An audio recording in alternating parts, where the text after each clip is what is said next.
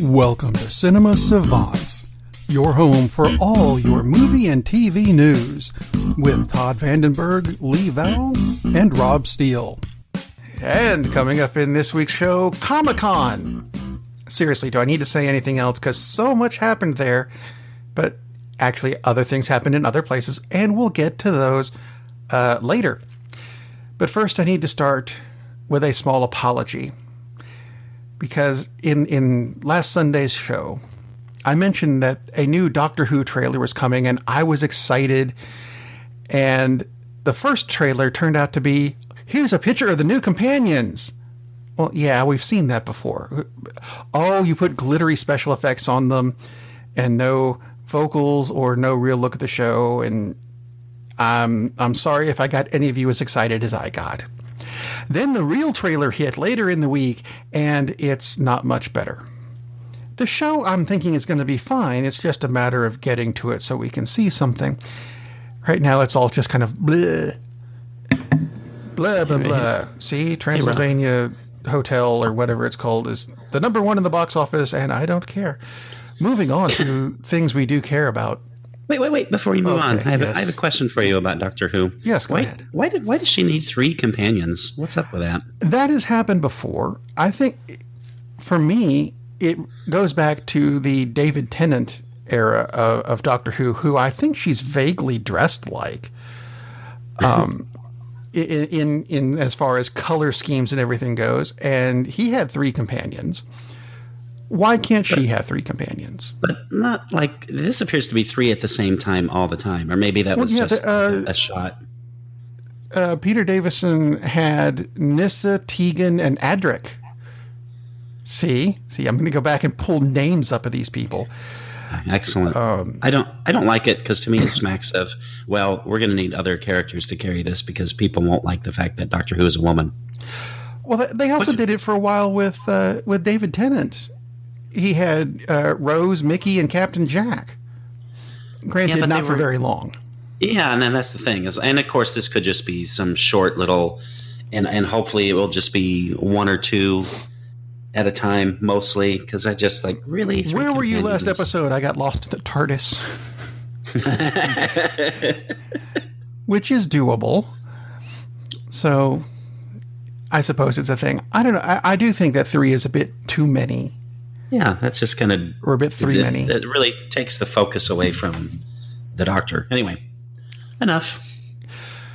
On to other news, and actually in the news, oh look, it's Movie Pass again, which means we hand it over to our Movie Pass expert, Lee. No, I'm kidding. Actually, I do have Movie Pass. Movie Pass. Really? Good for you. I do. Well, I do because Movie Pass is. I mean, it's as all the criticism gets, it's for the consumer. It's a great deal still. So it's still one of those deals that's so unbelievable that it's like, how do we still have this? Because you buy $10 and you get what 5 movies. I can't even remember what it is now, but it's a number that I never get to in a month.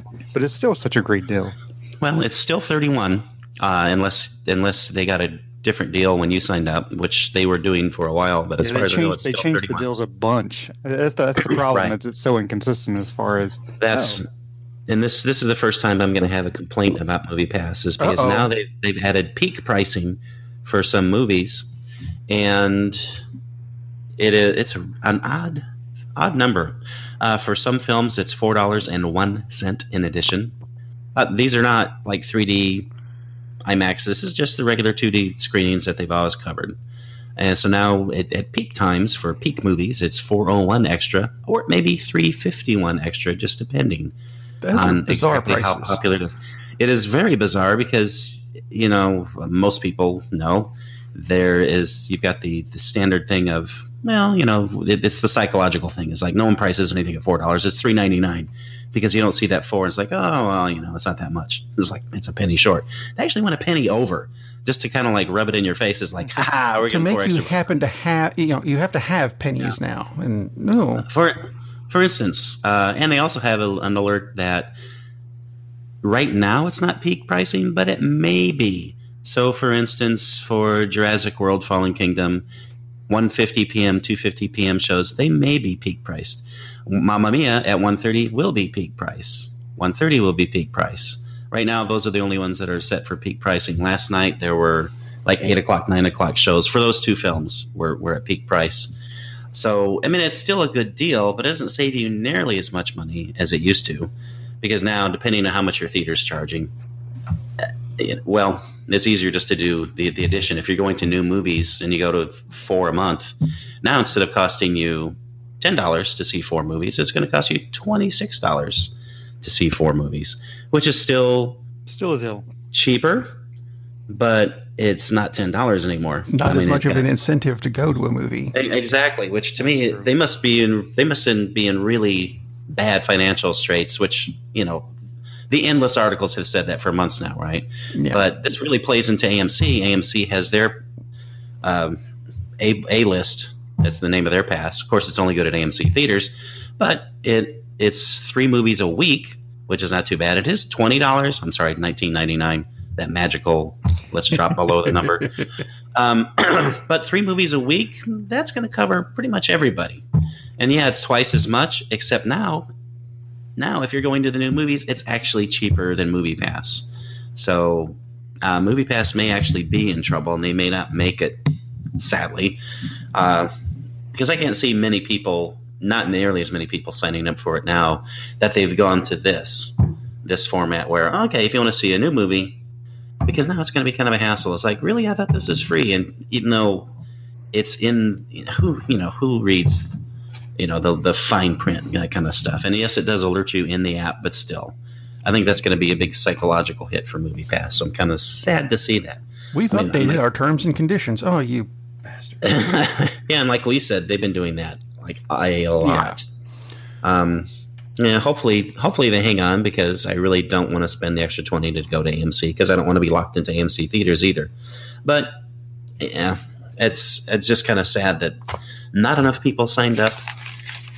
Because if a lot of people, if they'd had 10 million subscribers instead of, I think it's 3.5, they wouldn't have needed to do this. But it's the consumer's fault. Damn them all.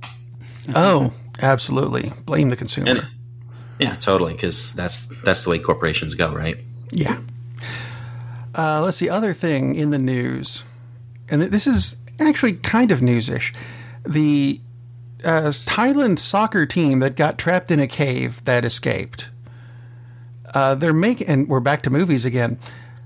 They're not just making a movie about this soccer team. They're making 6 movies based on this Thailand soccer team that got caught in a cave. My question, and this is for both of you, is not whether we need 6. I know we were going to get this many eventually anyway. What I want to know is, because I've never found this in any article on this at all, what the hell was this soccer team doing in a cave in the first place? Goofing. A team building exercise. Building cave-ins. I mean, that's what that was. That was a team building. I mean, as ridiculous as it sounds. Okay. I kind of suspected that, but at the same time, no one ever said, they were in the cave to build something, to become a better team, because if you kick the ball off the walls, Well, they were looking for whoever hit Neymar before he flopped, but that's, if you don't know anything about soccer, people are laughing out there because of the whole Neymar thing. What does the Submariner have to do with anyway? Well, you make it fun of the Mariners. Hey, they're in they've had it's a Seattle team. 1-5 in their last 6. So. Actually, could they have possibly caused the cave-in by kicking the ball against the wall, loosening the rocks, causing the cave-in? It's their own fault. Seussian. Thank you. I've been practicing I made that up actually just now, so I'm channeling my own Dr. Seuss, which is a dangerous thing to do, kind of like tweeting, which got somebody in trouble this week. And it's funny because it got him in trouble this week, and the tweets are how old? Yeah. Yeah. Decades. He even canceled the Twitter account, and someone, got a digital shovel and dug up some of James Gunn's old tweets when he was trying to be controversial and risque and whatever. And he said, this isn't working. And so he deleted his Twitter account, but they were brought up again. And now he's been fired from the third Guardians of the Galaxy movie, ironically by Disney, which is because they said, oh, look at these tweets in your past. We can't have someone with a past like this, says the company that created the Brer Rabbit cartoon.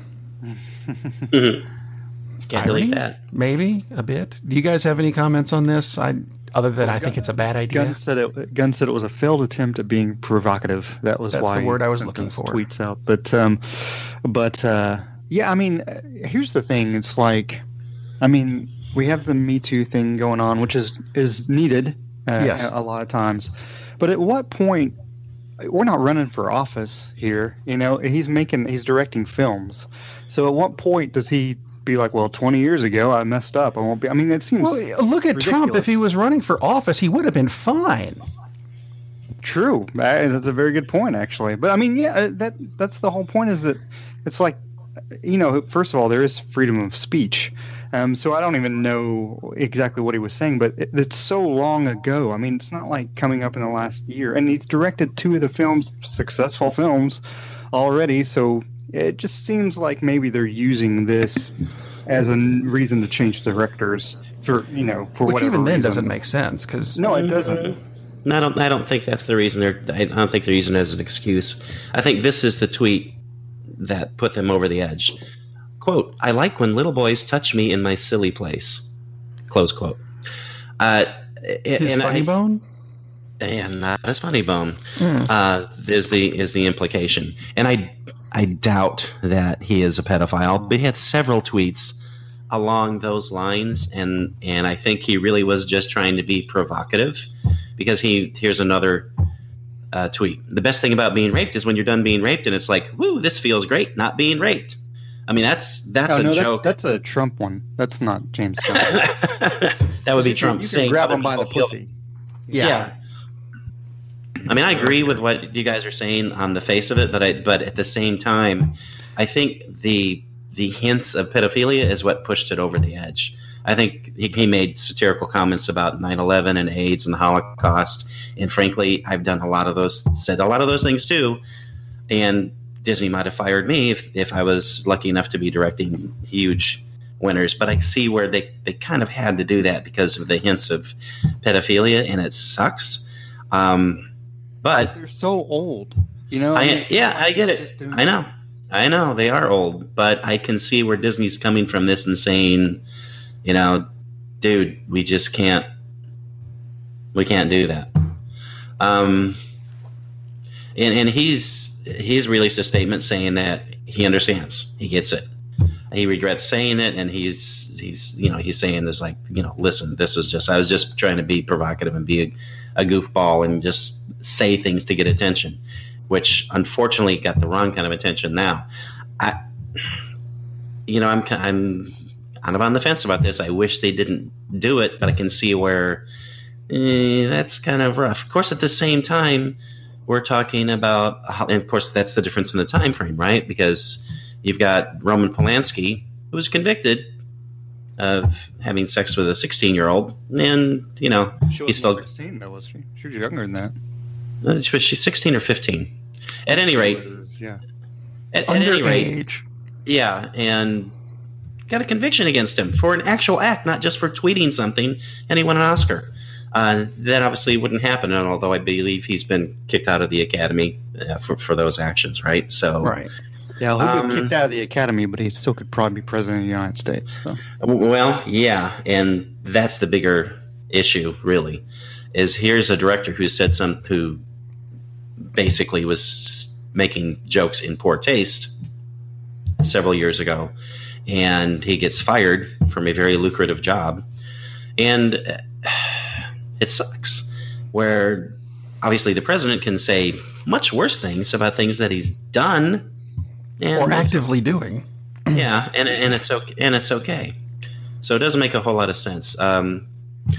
You know, then there's been Dave Bautista came out and said, hey, this is a terrible decision. This is wrong, blah, blah, blah. His brother came out, and this is one thing I wanted to mention. His brother came out, obviously, in support, but to lighten it just a little bit. The article that mentioned his brother, Sean Gunn, who has been in the Marvel films. He actually does the motion capture for Rocket Raccoon. This article says, today, the longtime brother, friend, and co-star, it's like, we all write. And when I saw the longtime brother, I thought, You know, you got to be careful. Brother. You got to be careful how you write things. So that was like the longtime brother. It's like you might want to have rephrased that. The other thing in this article was talking about how, well, they doubt that Sean Gunn is going to be back for Guardians of the Galaxy 3, and he's an important person because he does the motion capture for Rocket Raccoon. It's like, really? I bet you can find an actor to do the mocap for Rocket Raccoon. If he did the voice, that would be different. But the motion capture? Seriously, dude? You really think there's like Sean Gunn has like this certain walk and no one else can replicate that? That's frankly stupid. I mean, it sucks. The whole situation absolutely sucks, but that's ridiculous. This is not going to kill the franchise because, we have to get a different actor to do the mocap. Getting a different director, that's the thing he should be focusing on. It's really unfortunate. It's an awful situation. But James Gunn himself says, it's not to say I'm better, but I'm very, very different than I was a few years ago. Today I try to root my work in love and connection and less in anger. My days saying something just because it's shocking and trying to get a reaction are over. He says, for the record, I wasn't living those jokes out. It seems obvious, but, here I am saying it. But, he's apologizing and saying it sucks. And he closes by saying, love you to you all. So he gets it. It absolutely sucks because in the climate we're in, if there seems to be one person who's not held to any standards whatsoever and everyone else is held to incredibly high standards, which is a major, major problem. It's Robert Downey Jr. He's the standards he's held to. He's good at improvising. You'll get him to do Rocket as well as Iron Man. He is good at improvising, apparently. It came out this week. Yeah, that was the thing. He improvised that last big line at the end of the original Iron Man, the I am Iron Man line, which Kevin Feige says took the whole universe in a different direction. I can hardly say. I mean, we knew that he improvised a lot of that, and that's exactly why they wanted him in that role, because they knew he's capable of that and inhabiting that character and being that character. But for him to decide, I think I'll change the ending of the film, and like Feige said, is like completely sets things on a different course. It's not like, now we can do Thanos, because that's not the point. But I mean, it's just that establishes who that character is and changes what can happen in the Marvel universe, because Tony Stark generally didn't walk around telling everybody he was Iron Man. Not at first, anyway. Yeah, not at first. And that took decades. And for them to say, you know what, this is the right move, that shows how much trust Feige and the Marvel team has in the people, in the talent, whether it's the directors or the actors. I mean, that's amazing to me. I was actually thinking that he did that as kind of a joke, and then, fine, we'll go back and do the regular line. And Feige went, no, we're keeping that. Right. That's the key there, too, is that the director decided this works. It wasn't just Robert Downey Jr., it was the whole team who making the film. Kind of had to be. Yeah. Well, yeah, because Downey doesn't have approval of the final cut, obviously. Right. So, Right. Well, at least back then he didn't. That's what I'm saying. I mean, how much improvisation goes on during films, and a lot of it gets cut out. Maybe those were great lines, but they were, first of all, it's Robert Downey Jr., but secondly, the team making, and it just, again, goes back to show how Marvel makes intelligent decisions, whereas DC... we'll get to them in a minute. Well, they could have been making a DC film, and he could have done the same thing, and they would have been like, "Oh no, we don't want that." Yeah, very true. And credit to Jon Favreau, who, I mean, obviously he and Downey are buddies, but I mean, the director of the Iron Man films, and for giving him the leeway and recognizing this, like, I'm just going to go with what this dude is saying, because he was the one in charge, and he could have just nipped it in the bud, and. And not sent those rushes to Feige and the rest, and said, no, that's not going to work. And I don't think Favreau gets enough credit. I mean, the character obviously is Robert Downey Jr., and it's going to be really tough to replace that dude. But I don't think Favreau gets nearly enough credit for the sense of fun that the whole Marvel universe generally other than Infinity War, has, although there's a lot of fun moments in that too. So he really helps set the tone more than Downey, because he's the guy calling the shots. Well, you brought up Infinity War, which part 2 of is supposed to have a definitive ending. I love how they said that. Every movie has always had a definitive ending. When it says the end, or we're done, or here's the end, here's the last credit you're going to see, that means it's ended. Yeah, even Andy Warhol movies have endings. I mean, eventually the film stops and you got to leave the theater. So the Lord of the Rings movies did eventually end. I like them the same way. I feel like I've defended that for a long time. The book ends the same way, the trilogy. But but the Marvel films, it doesn't really have a definitive ending because we always wait for the trailers or whatever the thing is at the But very, even those very end. end. I'm just teasing them. No, they don't, because we could watch them on DVD, so they're always going on. The never-ending DVD. Never-ending story is what it is. DVD. Lee, do you still have your VHS DVD combo player too? That's pretty sweet. Oddly enough, I might actually have one around here. I keep finding VHS tapes and realizing I don't have a VCR to watch them with. Until I moved, I did have a combo player, and I thought, I ain't taking that damn thing. So anyway, we brought up all this Marvel stuff. They're not even really doing a big thing at Comic-Con this year. The only thing they really sent this year was a Lego statue of Thanos that I found out was made up of 91,350 bricks and took 418 hours to create. And people have said that they would much rather watch the real-time creation of that than Iron Fist Season 2, which is now has a date of September 7th. Oh, dear. Have you seen the trailer for it? Because I think it looks slightly better, but at the same time, it's still got the same guy. I've not seen the trailer for it. I did read that they have a new stunt fight choreographer, which... Thank goodness for that. However, Ken Shamrock. Uh-oh. Can the actor do the moves? He's in Luke Cage season 2, and he's still slow. I'm sorry, dude, but man. Well, it worked for David Carradine. Yeah, it worked for David Carradine because that made sense with what he was doing, really. Yeah, it did make sense with what he was doing. I was and David Carradine was before the general culture had been exposed to people who could actually perform as opposed to a dancer mimicking moves. And that's what he comes off as. He comes off as oh, look, it's David Carradine 2.0 without the cool factor. Yeah. I'm just not particularly... I mean, I'll watch it and hope and pray that the fight scenes are better and hope that he's less whiny this time around.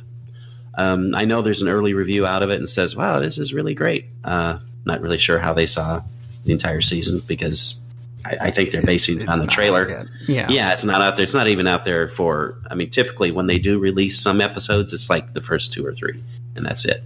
I mean, I'll watch it, but I mean, this is Marvel's miss. Now you see, you say you'll watch Iron Fist, and we try to watch the Marvel series because they're good and we like them. They're wonderful, except for one that I have any of us actually watched any of Cloak and Dagger, which has been renewed for season 2, by the way? Yes. Let me rephrase that. I watched the Netflix Marvel series. Okay. I have not watched Cloak and Dagger because I keep meaning to and going, I'm going to sit down and watch Cloak and Dagger, and then one of my kids runs in the room and goes, no, we're watching Sailor Moon. I'm like, oh, God, not again. You're probably being saved, is my guess. It's on CW, isn't it? Actually, I don't think it is. I think it's streaming. Well, I get it through Hulu. So... We should look that up. We should probably look this up. We'll get back to you next week. Meanwhile, over at the CW... it's not on the CW. That's all DC stuff. It's on Freeform. They're even... Thank you. I knew it was something like that. I don't even know what Freeform is. It used to be ABC Family. Oh, okay. Right. CW is adding to its DC series. They're adding a Batwoman series, which I kind of like the idea of, really. Which Batwoman is it? It is the newer version, not the one from the 1930s, the one from the recent one. The most recent one? Yes. Because there have been, 4, I think? 3 or 4? I think there's been 3 throughout the 8,000-year history of Batman. But yeah, this is the recent one with the red hair and the colonel for a dad, and she's, let's make it edgy. She's a lesbian. Right. Which I'm going to get to that bit in a minute. She's the most interesting one, though, I think, because she stands next to Batman and holds her own as far as she's not a lackey. And she uses guns because she wants to. So there. They also announced that for the DC streaming service, they're adding a Stargirl series, which I thought was kind of an obscure character to bring up, but okay, go ahead. Which is interesting. No mention of Stripe, which is her. I was just going to ask. Dad. Is it going to have the dad? That would be cool. Don't know. It should, because that would be an interest. I mean, you don't see that much in superhero stuff. I mean, Black Lightning, he's just the dad, which is cool, but I would hope they would do that. That would be pretty slick. Let's see. Announcement for Supergirl Season 4. They're adding a transgendered superhero played by Nicole Maines, apparently, for the purpose of being diverse, I'm told. And I would like to point out that I have yet to see any Native Americans on any of these shows. I'm just saying. And frankly, I'm going to go into James Gunn territory. So here we go. It's not like we're going to be getting any kind of full-on sex scenes in these shows. So I don't really care what kind of genitalia these characters have. Am I the only one that feels this way? Are you sure we won't? What network are they on? They're on the CW. I mean, it's broadcast television. You don't. Yeah, I don't care. I don't either. I mean, it's not that I'm against the idea. If you want to do that, knock yourself out. But, now, if it really informs the character, like you mentioned, Midnighter, if it's an important part of that person's psyche, right, and hopefully they would make it that, then okay, that's cool. It certainly doesn't bother me. I don't think that this is something, we've got to do this. But, yeah, fine. I don't think you need to have a character who introduces themselves every time as, I used to be a man, or probably with a more feminine voice. Maybe that's their power. Gender swap man, woman, eunuch, something. Yeah, I mean, there's absolutely nothing wrong with it, obviously, but it's just kind of like, really? We're just doing this just to do it. Like they said, the superhero name in the name of diversity. Like, superhero name would have to be Hermaphrodite, which kind of sounds like a superhero name anyway. It does. Anyway, Supergirl Season 4, they have a trailer, allegedly, for Season 4, except that I recognize the footage for all but like 3 scenes as being from previous shows. So I'm a bit disappointed in that. Unlike, and Todd, time to be happy a bit for DC, they released the animated movie slate for 2019. We're headed in the right direction again. On the review show, I did The Death of Superman. There's a sequel to that, The Reign of the Superman. If it's done anything like Death of Superman, it's going to be good. Yay. They're doing Justice League versus the Fatal Five. Now, if you don't know the Fatal Five, they're usually a Legion of Superheroes villain, but maybe they're introducing them.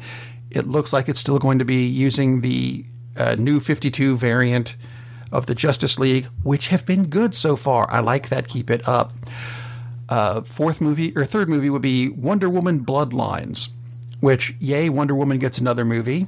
First one in, I think, 10 years. Animated. Right. I don't know anything about the storyline for this. I do, however, know about the Batman movie. It's called Hush, which, if you know the storyline from the books, and I liked the storyline from the books. Yeah, that's a great story. I'm kind of surprised they hadn't done that already, because they've done. How many Batman movies have they done at this point? They've done a lot. Seriously, well, I mean, 25? Batman is their big character. Has there really been that many? Hasn't been that many, has it? Really? It seems like it. I mean, seriously. It does kind of feel so many. Every year they've done one. There's always been at least one Batman movie. You have a Justice League movie, a Titans movie, and a Batman movie, and then a Superman movie, and a Wonder Woman, and a Batman movie. And there just seems to be a constant stream of Bat movies to come out, because Batman's had some great storylines. and Hush was one of them, and I'm looking forward to that almost as much as I'm looking forward to something that there was a DC series that was killed off years ago on a cliffhanger for no reason. It had good ratings even. But the DC streaming service is finally putting out Young Justice Season 3. There's a 5-minute video out for it that was released at Comic-Con. The first 2.5 minutes are this is where we left off, and it does cover basically the ending of the Kid Flash storyline, which is frankly depressing, but it's awesome at the same time. The last 2.5 minutes are new stuff, where we find out that the style of animation and art looks the same as the other series. We know the voice actors are back. The storyline has to do with metahuman trafficking, which sounds awesome. So I could use some. I'm not even what metahuman trafficking. Yeah, I can use some metahumans. Yeah, I would like to find the trafficker of metahumans. For the record, there have been 20 animated Batman films, not including Justice League, not including the Superman team-ups. I mean, that's kind of crazy. That does not include the Scooby-Doo movie. So if you count that one, it's 21. No, you got to include it. It's 21. That's just nuts. Let's see. So, and most of them extremely good. Yeah, except for Harley Quinn. Then there's the DC full-blown movies, the live-action stuff. 2 trailers hit this week from Comic-Con. The second one was James Wan's Aquaman, which I'm really confused about how they keep saying it's James Wan's Aquaman, but DC's Shazam. Really? Anyway, who is it? Jason Momoa, who's starring as Aquaman, says he wanted the movie to be Star Wars, but underwater. Oh my gosh! I'm not sure if that's a good setup, because the last several Star Wars movies haven't been up to the original. So maybe. Hopefully, he's thinking of the old ones. I hope he is. The trailer itself looks like Day After Tomorrow, that kind of stuff. It doesn't look. To me, it doesn't look good. It just looks like there's going to be a whole bunch of nothing happening and just a whole bunch of action sequences, which is fine if it's well done. But at the same time, like I said, this looks like Day After Tomorrow, a very forgettable film. It just looks like, oh, there's a fish that's breaking the glass, or a shark that's breaking the glass. It's like, look at the screensaver. I'm really kind of torn on the trailer, because it certainly looks like, well, we're finally moving in something of the right direction, because for one thing, you can actually see everything on the screen. It's not, like we've cut 70% of the light out, because it's got to be a dark universe. So thank goodness for that. I don't think he says bro in this one, does he? Yeah, I'm sure he does. So, well, I mean, in the trailer, I think they've broed him down somewhat, because now he's possibly has to be the king. So that's nice, although there are still some aspects of that goofball character, which I could really do without. At some point, he's going to don the traditional costume, which is cool. I like that. It's until I saw the trailer, I wasn't even going to watch it, because DC, other than Wonder Woman, has not given me any reason to watch any of their films for quite a while. So I'm glad at least they're trying. They got the message. Whether they can actually move on and accomplish it, that's another story. But at least they're trying. At least it's not this grim, oh my God, slog where I'm going to have to watch 2 3/4 hours of this stuff to find out that Aquaman, Arthur Curry's mom's name is Martha, and oh look, that's Black Man. That's I was like, no, stop with that crap. Well, I guess it goes along with the Shazam trailer, which was not dark. Even we're walking down a dark alley at night. Look at all these lights. I mean, the one line that stuck with me through the trailer was Billy Batson, I choose you. I'm like, what? Like he's a Pokemon. What the hell? I mean, to me, this movie looks goofy. It looks campy. To me, it looks very. I thought the trailer was actually more interesting than Aquaman because of that specific reason. It looked campy, like they were having fun with it. Oh, I agree. I think it's much more interesting than Aquaman. But the thing is, it almost looks like this is not going to fit into the DC universe, and I think that's kind of their point. I think they've kind of abandoned the whole concept of I don't know. There was one thing in the trailer that tied directly back to the DC universe, which was, look, there's a Batarang on my shelf. Yeah, but I think they've stepped away from the concept of everything's got to tie in, and realizing we have to make good movies, and then we can tie them in. Then we can tie them together, which is what Marvel did. And you can have little subtle things like the Batarangs, but they don't have to all fit. They don't all have to be this same vision, the Zack Snyder vision. Thank God that's gone, and some people want it back, which we'll get to. So yeah, this looks good. This looks like an 80s made-for-TV movie in the right way. Just like you said, Lee, goofy. It just looks over the top, silly, and fun. It's a comic book movie. Like, I wasn't interested in Shazam because I don't really care about the character, because the character is really goofy to me. But this trailer made me interested in seeing this, because this looks like it's going to be a lot of fun. Imagine that, DC actually making a fun, lighthearted movie. Well, let's flip that, because they're not done making the dark stuff. No. We got a trailer for the Titans series. Yeah. Holy cow! Did Quentin Tarantino direct this? Perhaps. There's, for those of you who haven't seen it, I should let you know that the trailer has been was it rated NC-17 for the trailer? Because there's language and there's a lot more blood than I was expecting there to be. Some serious language. Yeah. And we're in America, so blood doesn't matter. I mean, that could be G-rated, but apparently not. Yeah. It doesn't look bad, but at the same time, my 10-year-old daughter is a fan of the Titans, and she was looking forward to this until I watched the trailer and went, "Oh, you're not watching this." Yeah, really. It is TVMA. That's what it's rated. That's what I was looking for. Which for they're teenage characters. How did you pull off an MA thing? It's because Beast Boy turns into an octopus. No, I'm going to move on from that immediately and go on to non-DC thing. Buffy the Vampire Slayer is being rebooted. Do we care? Never watched the first one, so I really don't care. Okay. I have seen a bit of the first one, and the lady I'm dating actually really likes the first one, so that's why I've seen some of the first one. She said, so when I saw the breakdown of what we were going to be talking about today, I actually sent her, I pulled up a link, and so Buffy is, there's an African American actress that looks like it's going to be the lead, basically, and she didn't really say, "Oh, that looks cool." But she didn't expound on it or anything. So I think it's one of those things where Buffy is, again, really campy. And I'm wondering if they try to make it something other than, oh, this is goofy, kind of fun, if they try to make it look how serious we can be. But at least Joss Whedon is still involved with it. So that makes me a little bit more hopeful that they'll actually do a decent job with it. Okay, well, let's see, Buffy the Vampire Slayer. And speaking of being slain, I'm going to go back to the DC universe for just a moment. And talk about the Zack Snyder cut of the Justice League, which appears to have finally been slain. It's not coming out until the next time we hear a story about it, when it will be. This is the stupid thing. It never was. Wait, hang on a minute, just a moment. He's going to say Snyder is doing the new cut. This Zack Snyder Justice League moment is brought to you by Eggo Waffles. As you would have been Todd. more excited if you said brought to you by James Gunn, because then I would have been like, what's happening? What's going to happen next? It's going to have a lot of off-color jokes that are really old.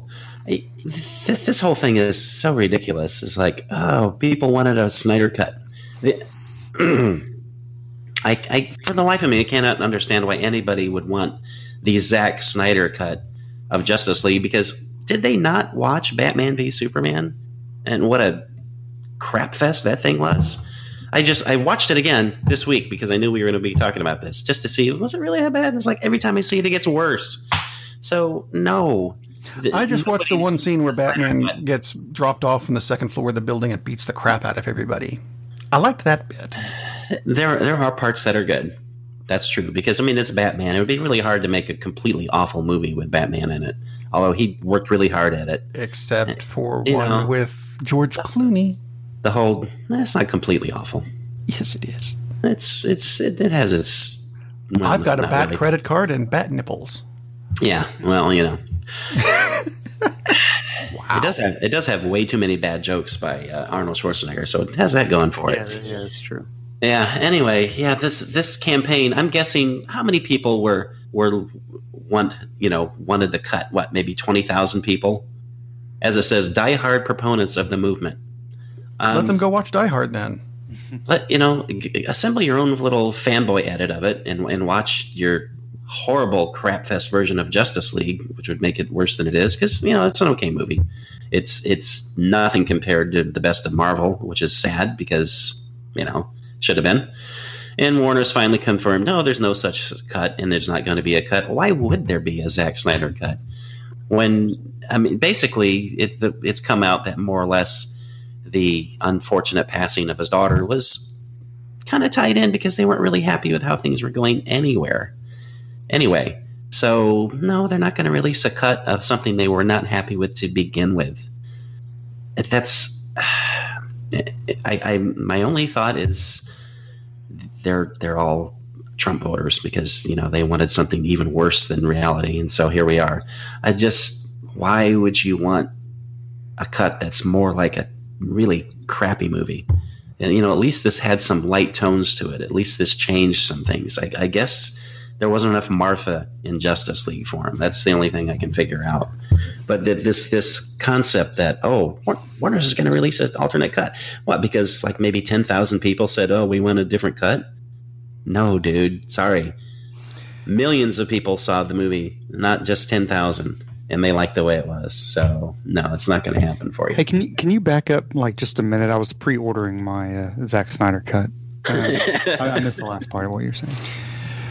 What this goes to the terrible ratings. What movie was it that got sabotaged? Basically, I got this more than one. Any M. Night Shyamalan film.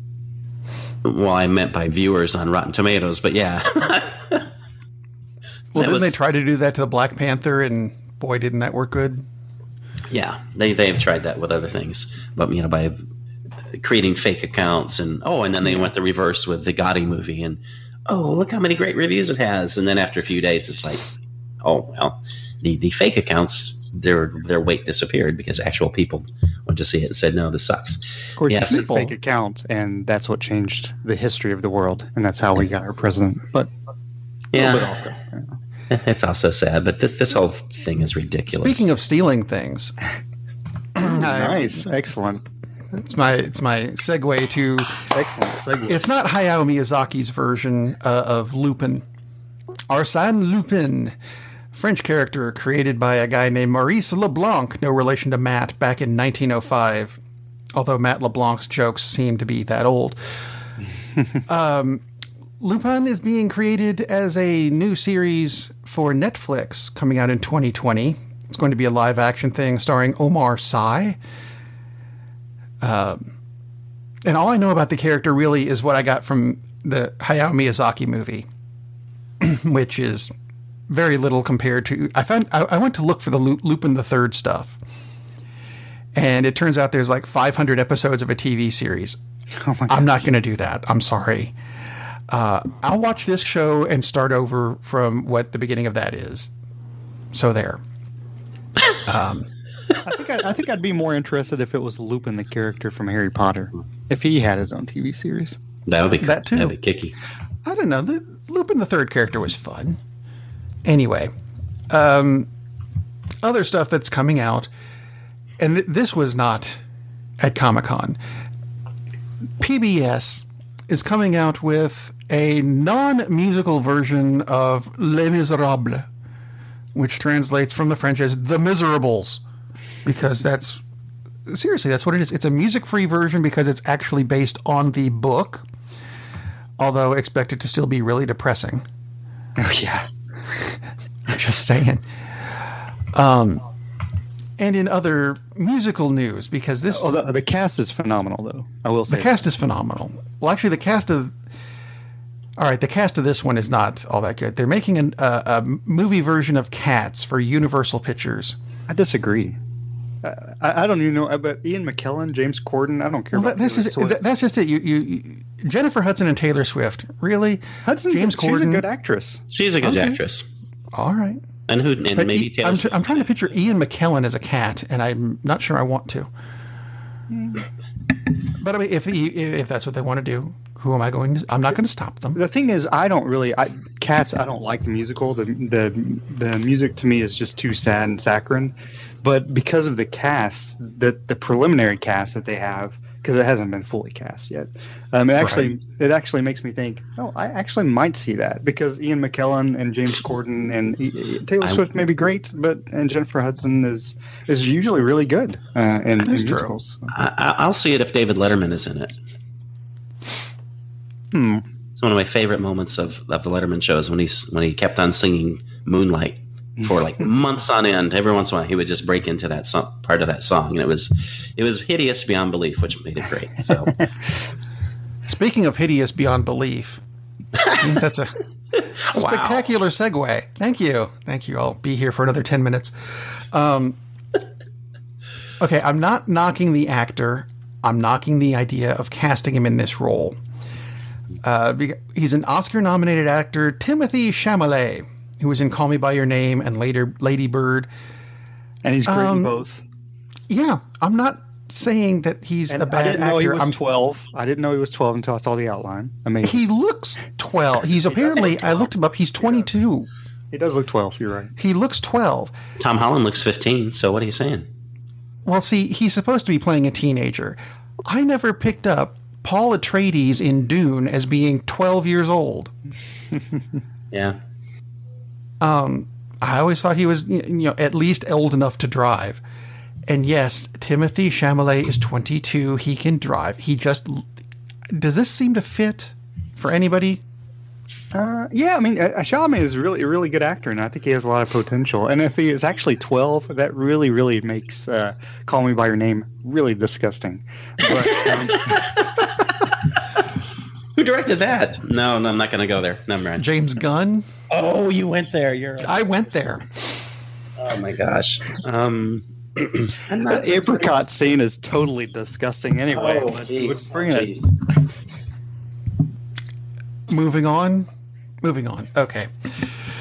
Before we move on, are you excited / interested in a Dune project? Period.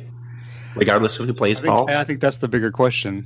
I think it probably is. I don't care. I actually rewatched Dune this week because I needed something to fall asleep to. The movie or the TV thing? The movie. Okay. I actually think they did a better job of being faithful to the book in the miniseries than they did in the movie.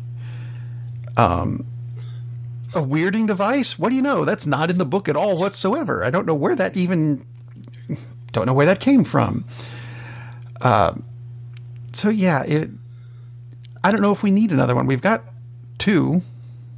Yeah. Oh, but speaking of just being remade again and again and again and again, Fox Networks Group Europe and Africa, because such a thing exists, have announced plans for a modern day version of War of the Worlds. Again, because we haven't had enough of them. And I would like to point out that this is separate from the BBC version that's coming later this year that is not modern day set. It's set in Edwardian England. Oh, cool. I'll watch the BBC version. That sounds great, yeah. I'll give you that. That sounds a lot better than, oh goody, another modern day, because Tom Cruise is going to drive a car in it or something. I wonder if H.G. Wells is going to be a character in the BBC version. That would be interesting. I mean, seriously, because they've done that before in films where he's inserted as a character in a vehicle that he wrote. So that would work. Or maybe there's no dialogue. It's just Orson Welles narrating. I would totally watch that. I'm not sure how you do it, but I would totally watch it anyway. That would also be cool. Speaking of things to watch, 4 more trailers to point out that came out of Comic-Con, I suppose. First one being Glass, which combines Unbreakable and Split. I barely remember Unbreakable at this point. Good. I suppose I need to go back and watch it. I really like Unbreakable. Yeah, me too. Unbreakable was I thought it was a great movie. Which I feel embarrassed to say almost now, but yeah, I think Unbreakable and Sixth Sense are good, and then every movie has been digressively worse. I guess digressively worse, progressively worse, regressively, congressively. The Visit, is that the one of the title of the one with the grandparents, which wasn't bad, and then he did Split, which was really good. See, I haven't seen Split. I gave up on him because he started off his career. I wonder. Well, exactly. His movies started off so well, and then it's like I see Glass and Mr. Glass, and first of all, the actors, hello. I mean, it's worth seeing for that. Yes. But I'm not sure, what the execution is going to be like. So maybe he's kind of, hey, I need to get back to basics, or as far as my basics are concerned, and maybe that's going to make the movie good. Actually, yeah, you need to watch Split. Split's very good. I don't think it quite holds up to like The Sixth Sense, but it's still real. It's much better than anything he's done since Unbreakable. And I really like The Village, and I really like Signs. But I mean, there's a definite. I mean, right. And those films I like, but I don't like them nearly as much as the first ones. And each one is a step down from the one before. Exactly. Well, Split, I think, is like at least his third best film. Okay. I mean, it's really, really good. And it doesn't hurt to have James McAvoy playing 17 characters brilliantly. I mean, because he's freaking amazing in that movie. And of course, now because this movie's coming out, the big reveal at the end is kind of ruined, but it's very cool. And I'm really looking forward to this movie. And like you said, who knows if he's going to revert to The Happening and make this something that even Zack Snyder would disavow. God, I hope not. But just the one scene with the three of them sitting in the same room, I'm really curious how it gets to that point. I want to see the movie just to see how that happens. Why are they all institutionalized, basically, and all talking to the psychiatrist? Which I think this is going to be I hope. Let me put it that way. I hope this is going to be a fantastic movie. To me, this has the potential to be his best movie ever. Seriously. And the psychiatrist character, by the way, is Corky St. Clair from Waiting for Guffman. So that's worth watching. She's an excellent actress. She's been busy with American Horror Story for 7 seasons now. I think she's in all the seasons. I haven't seen that show at all, but she's great. Should I see that? This is way off topic, but should I see that show? Some of the episodes, like Murder House, the very first one, it's really, really good. Okay. The Asylum is excellent. To me, it's a little uneven, but it's a really good series. But yeah, she's an excellent actress. So this is just more reasons to think, man, this movie is going to rock. And hopefully I have to temper my expectations because, it'll probably be Well, see, here I'll help you temper them. James McAvoy was also in the TV sequel to Dune, Children of Dune. Yeah. Does that help? Just because he's in it, just because those three actors are in it, doesn't necessarily mean it's going to be great. And sadly, I know. But he definitely...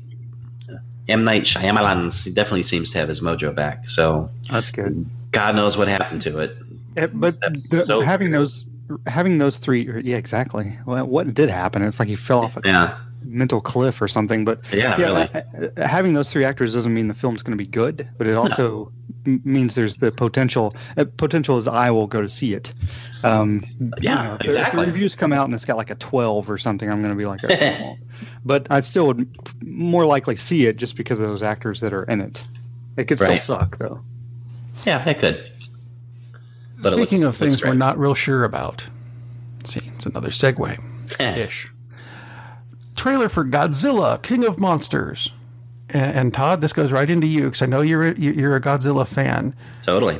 Because I do not understand the trailer, which said Godzilla is a titan, apparently, who protects the Earth, really, from man-made catastrophes.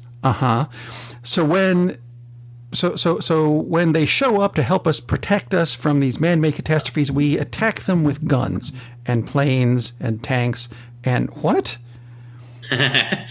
Well, how dare you protect us? Wait, huh? The person who is uttering those lines seems like she's kind of on the fringe. She doesn't appear to represent the general consensus view. Vera Farmiga plays the character, and another reason to watch the movie is like she's awesome.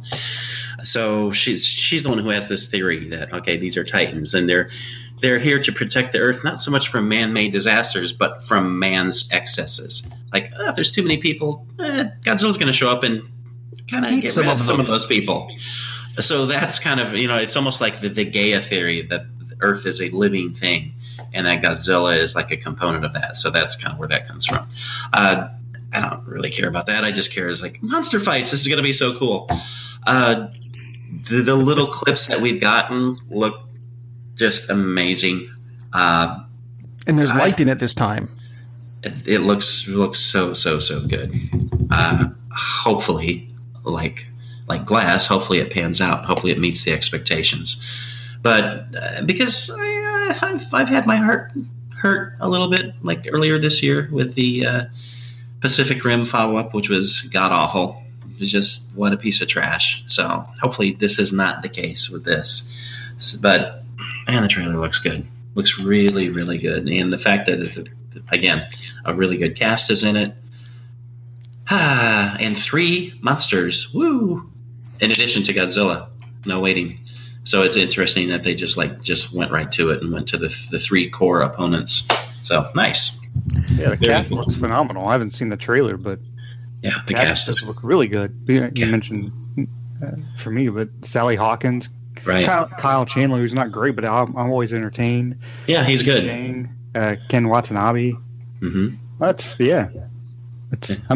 I think I'll see that. I'm not a big Godzilla fan. I never have been, but if the cast is good, it carries a film. I don't care really what the film is. I don't know anything about this director. It looks like he's directed a whole bunch of Trick or Treat stuff. That's actually I know. It's just kind of like odd that they went with this director, but yeah, I'm hopeful that they chose the right person. So we'll see. Trick or Treat Father's Day. Trick or Treat Making Friends. Trick or Treat sounds like a public service announcement. Anyway, trailer. One of the other trailers that came out, the full trailer for Bohemian Rhapsody, and I'm going to start by saying I'm not usually a big fan of the biography picture movies, but I want to see this one because it actually looks really, really good. It does. I was a fan of Freddie Mercury anyway, so there. Your guys' thoughts on this? Trailer looks really good. Both trailers I've seen. I like the second one more because there actually is, you kind of get a hint that, oh, maybe he's gay. Whereas the first one, right. It's just... Yeah, that was a complaint about the first one. You didn't show him being gay enough. I'm like, we don't. It's a trailer. Right. Yeah, the first one almost seemed to kind of dodge the issue, which I that kind of bothered me too. It's like, come on. Yeah. I mean, this is not like we're making this character gay or transgender just because we want to be edgy. That's who the person was. So he died from AIDS. Yeah, it's kind of hard to avoid that. So yeah, I'm glad. Right. Yeah, that's part of his identity. Yeah, the second trailer has the comment about I'm the only queen, or there only needs to be one queen in this band, and then he goes, which is a funny comment, and then he goes to touch the guy's hand, and they make other references, and I'm like, oh, thank God, because it's like if you're gonna make the music's great, we already know the music. So we're rebooting Freddie Mercury as straight. No. Well, yeah, exactly. Right, because we know the music, a lot of it is fun music, like Bohemian Rhapsody, for instance. So if you're making a film where it's just like, oh, this is like concert footage almost, they've just got another actor, or they got an actor playing Freddie Mercury, that's going to be different. But if they actually make it a little bit more real, which brings context and substance to the film, then they have to include the fact that he's gay. So I'm glad I'm glad the second trailer showed that instead of the first one, because if they'd kept showing it and it's like, oh, they never really touched on the fact that, oh, maybe he's gay and, oh, he died from AIDS and stuff like that. That's who Freddie Mercury was, part of Freddie Mercury. So I'm glad the second one made me even more excited about the film. I would have seen it either way, but the second trailer I thought did a lot better job than the first one. Agreed. And really excited to see this too. And Rami Malek looks like exactly like Freddie Mercury. Yes. He looks. I haven't seen all of Mr. Robot, but the episodes I've seen, he's excellent. So I'm really excited about this. Looks really, really cool.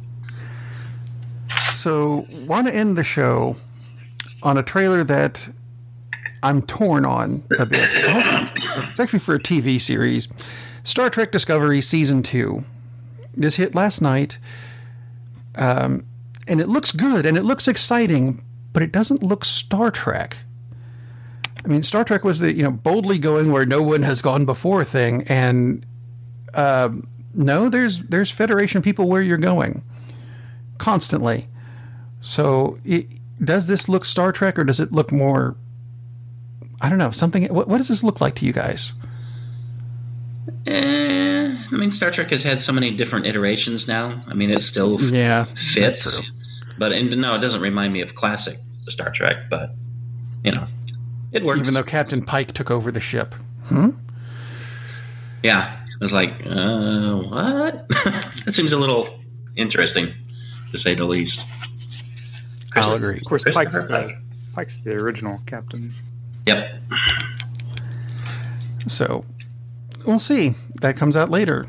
Speaking of coming out later this week, that would be Thursday, you get the Cinema Savants review show. No, I'm not telling you what we're reviewing. You'll have to tune in on Thursday. We'll see you then. Captain, we're losing power in the warp engines. I think we should be leaving now. I'm going to go home and sleep with my wife. And on that unusually harmonious bombshell, it is time to end. I am very disappointed! Man, we have a weird job. It's shameful, but, it's a living. And like that, he's gone. Darn, that's the end.